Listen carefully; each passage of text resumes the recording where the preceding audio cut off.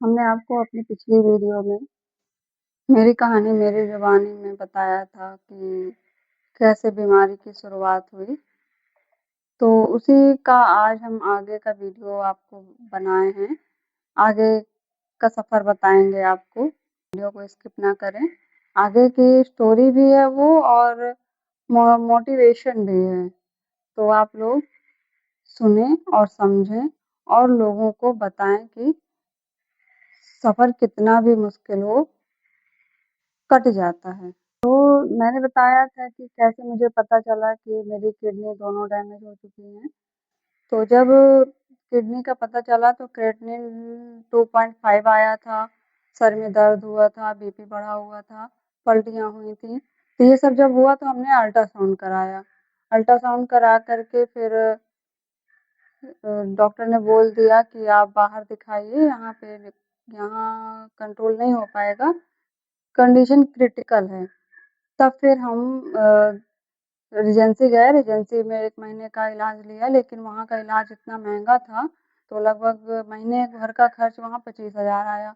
तो फिर ये सोचा गया कि लोगों ने बताया कि ये कोई छोटी बीमारी तो है नहीं, लंबा प्रोसेस है इसका, लंबी बीमारी चलेगी, हो सकता है आजीवन चले, तो आप पीजीआई पे दिखाइए लखनऊ। तब फिर हम रिफर का कागज़ बनवा कर के पीजीआई गए। पीजीआई में अगर आपके पास रिफर का कागज़ है तो आपको डायरेक्ट वहाँ पे एडमिशन मिल जाता है। तो अगर एडमिशन डायरेक्ट मिल गया तो आपका एक ही दिन में ओपीडी लग जाती है और दवा मिल जाती है। तो हमने आपको एक वीडियो में बताया हुआ है कि पीजीआई में अगर एंट्री लेना है तो कैसे लेंगे आप, उसमें पूरा प्रोसेस पड़ा हुआ है। तो आप मेरा वीडियो मेरे चैनल पे जा कर के देख सकते हैं। तो फिर हम वहाँ पे टेस्ट वग़ैरह डॉक्टर ने क्या किया कि ओपीडी लिया और दवा लिख दिया और टेस्ट लिख दिए। फिर टेस्ट वग़ैरह 15 दिन की दवा दी है, इसके बाद टेस्ट करवा के जाना था और दवा खानी थी। तो इस तरह से दवा खाई और परहेज़ बताया डॉक्टर ने, परहेज़ तो ऐसा बता दिया कि मतलब लगा कि कैसे होगा, लेकिन ये उम्मीद थी कि अगर हम परहेज़ कर ले जाएँगे तो हम ठीक हो जाएँगे। लेकिन बस इंसान की उम्मीद ही एक ज़िंदा होती है जिससे वो सफ़र कर पाता है। तो डायटीशियन ने बहुत सारा परहेज़ बताया, उबली दाल खानी है, नमक नहीं खाना है, पानी नहीं पीना है, ना के बराबर पानी पीना है और घी तेल नहीं खाना है, बिल्कुल मतलब सूखा खाना और हल्का-सा पनीर और दही ये सब लेना था। शुरू किया परहेज़ करने लगे, किया परहेज़, बीच-बीच में दिक्कतें भी आईं, कभी वीकनेस होती थी, कभी सर दर्द होता था, तो ये चलता रहा, परहेज़ भी चलता रहा। लेकिन किडनी ज़्यादा डैमेज होने के कारण, परहेज़ भी करने के कारण किडनी का क्रेटिनिन कंट्रोल नहीं हुआ और क्रेटिनिन धीरे-धीरे 1.5 साल के अंदर 7 या 8 पहुँच गया। उसी बीच डॉक्टर ने बायोप्सी भी करवाया, बोला कि बायोप्सी से पता चल जाएगा कि इनकी किडनी क्यों खराब हुई है। तो लेकिन बायोप्सी तो हुआ, बायोप्सी में भी दिक्कत हुई, पूरा उसमें भी बेड का बहुत दिक्कत से बेड मिलता है, फिर बायोप्सी हुआ। फिर डॉक्टर ने नहीं कुछ ख़ास नहीं बताया कि किस कारण से, बस बोले कि सिकुड़ गई है किडनी आपकी। इसके बाद डॉक्टर ने एडवाइस दे दी कि आपको डायलिसिस कराना पड़ेगा। पहले तो लगा, लोगों ने डरा रखा था कि डायलिसिस बहुत खतरे की चीज़ होती है, डायलिसिस मत कराना।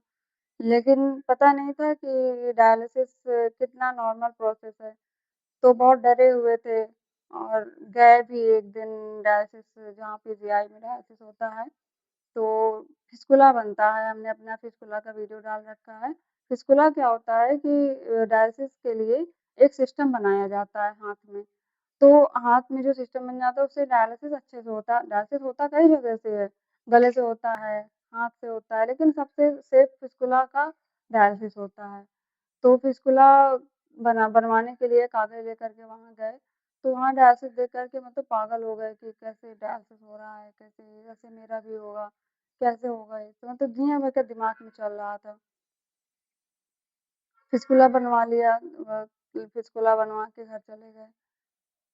दिक्कत तो बढ़ रही थी, सूजन आ रही थी पूरे चेहरे में, पानी स्टोर होने लगा था, साँस फूलने लगी थी। तो फिस्कुला को तैयार कराने में 2 महीने का टाइम लगता है। तो 2 व मतलब लगभग 45 दिन का टाइम तो लगता ही लगता है।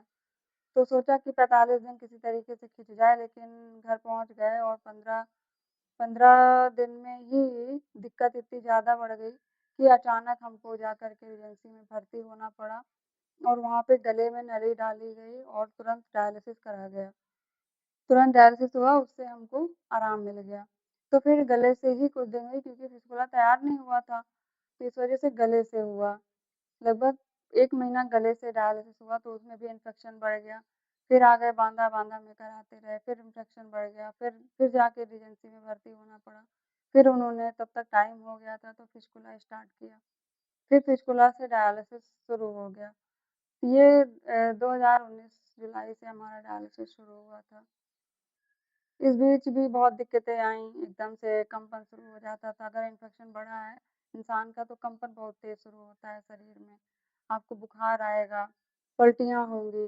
तो गले का जो डायलिसिस होता है, वो बहुत रिस्की होता है, क्योंकि अगर इन्फेक्शन बढ़ गया तो आपको बहुत सी दिक्कतों का सामना करना पड़ता है।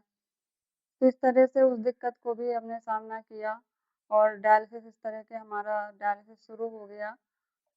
और आगे का फिर हम अगले वीडियो में बताएँगे अपना कि डायलिसिस के बाद जीवन में क्या दिक्कतें आईं और क्या-क्या डायलिसिस में परहेज़ किया जाता है, वो हम सारी चीज़ें आपको बताएँगे।